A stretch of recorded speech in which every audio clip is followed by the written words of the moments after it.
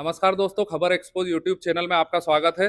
कल भारतीय जनता पार्टी की केंद्रीय समिति ने खंडवा जिले के लिए सांसद और वर्तमान सांसद को ज्ञानेश्वर पाटिल जी को एक बार पुनः मौका दिया है और उनके ऊपर विश्वास जताया है। इसके बाद भारतीय जनता पार्टी के जमीनी कार्यकर्ताओं में काफी उत्साह की लहर है और इसके साथ ही पार्टी के जो नेता हैं वो भारतीय जनता पार्टी को एक बार फिर विजय श्री दिलाने में जुट गए हैं। इस समय हमारे साथ भारतीय जनता पार्टी के प्रदेश कार्य समिति सदस्य और वरिष्ठ भाजपा नेता श्री रुवाब पठान जी मौजूद हैं। जमीनी नेता हैं, लोगों के बीच जाते हैं और भाजपा के लिए हमेशा समर्पित भाव से जुटे रहते हैं।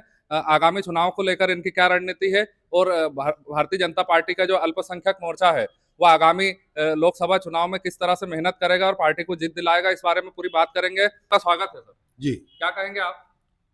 मेरा ये कहना है जी कि पिछले चुनाव में जी स्वर्गीय नंद कुमार सिंह चौहान के इंतकाल के बाद जी श्री ज्ञानेश्वर पाटिल जी को पार्टी ने टिकट देके जी उन पे विश्वास जताया जी और वो उस विश्वास पे 2.5 साल में बहुत खरे उतरे। जी हमारे निमाड़ में जी हर क्षेत्र में आपने दिल खोल के विकास किया जी और तमाम कार्यकर्ताओं को साथ में लेके जी बिना किसी भेदभाव के जी हर समाज को उन्होंने लाभ पहुंचाया।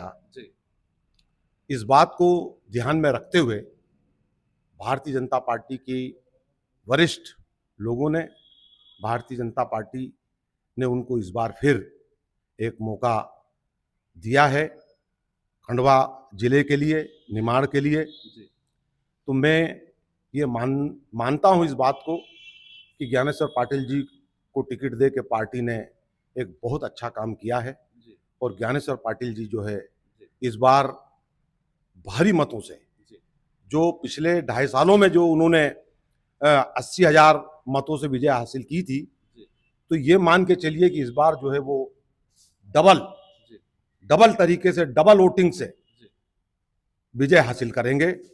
और माननीय नरेंद्र मोदी जी ने जो एक आंकड़ा दिया है हमारे देश में कि अब की बार 400 पार, तो इंशाअल्लाह ताला ये पूरा ये सामने क्लियर है कि इस बार जो है भारतीय जनता पार्टी 400 पार करेगी और कांग्रेस जो है वो बिल्कुल सिमट के रह जाएगी। और इस तरीके से ज्ञानेश्वर पाटिल जी भी जो है हमारे जिले में बहुत अच्छे वोटों से विजय हासिल करेंगे। अल्पसंख्यक मोर्चे में और अल्पसंख्यक समाज में इस बात की खुशी है कि बहुत अच्छे नेता को आपने जो है वो टिकट दिया है, जिससे कि अल्पसंख्यक समाज का भी विकास होगा।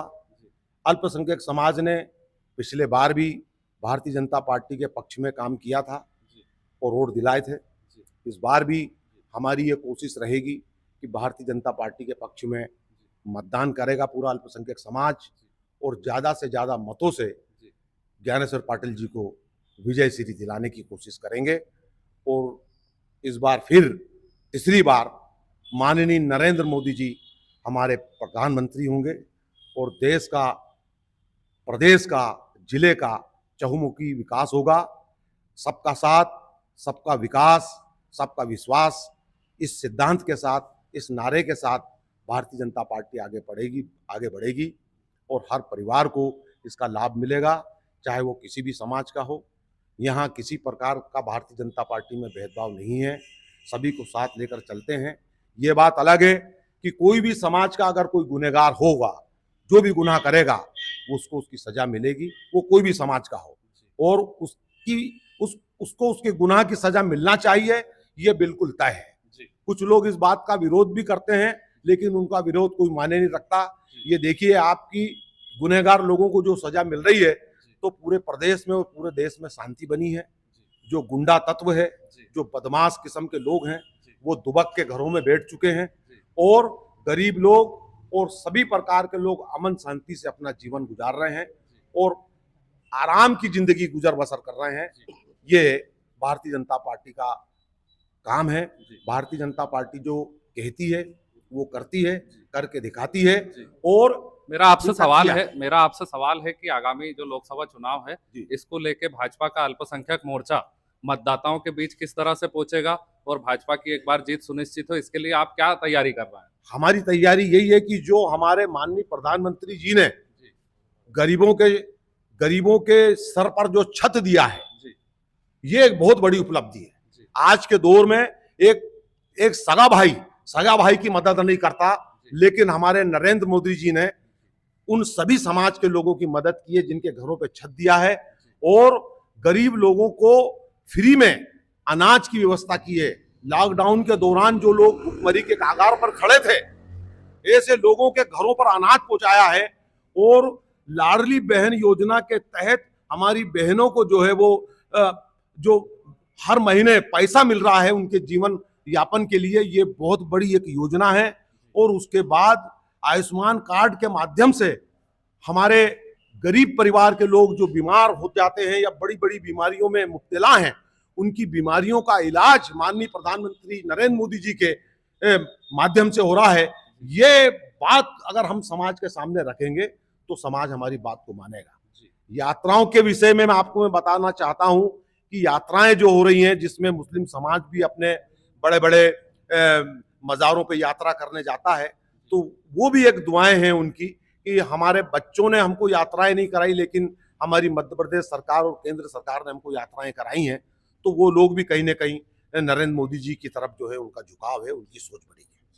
तो ये थे श्री रुआब पठान जी, जिन्होंने भारतीय जनता पार्टी की केंद्र और मध्य प्रदेश की भाजपा सरकार द्वारा चलाई जा रही योजनाओं को लेकर बात की, और इन्होंने बताया कि जो केंद्र और राज्य सरकार की योजनाएं हैं, इससे आम जन का जीवन काफी सुविधाजनक हुआ है और लोगों को योजनाओं का लाभ मिल रहा है। और इसी के चलते आगामी लोकसभा चुनाव में भारतीय जनता पार्टी प्रचंड बहुमत से एक बार फिर विजय दर्ज कराएगी, और इसके लिए भारतीय जनता पार्टी का अल्पसंख्यक मोर्चा भी लगातार प्रयास कर रहा है। हमारी इस पेशकश में फिलहाल इतना ही। हमारी खबरों से जुड़े रहने के लिए हमारे यूट्यूब चैनल खबर एक्सपोज को सब्सक्राइब कर दें और बेल आइकन का बटन दबा दें, ताकि हर अपडेट आपको सबसे पहले मिल सके। धन्यवाद, नमस्कार।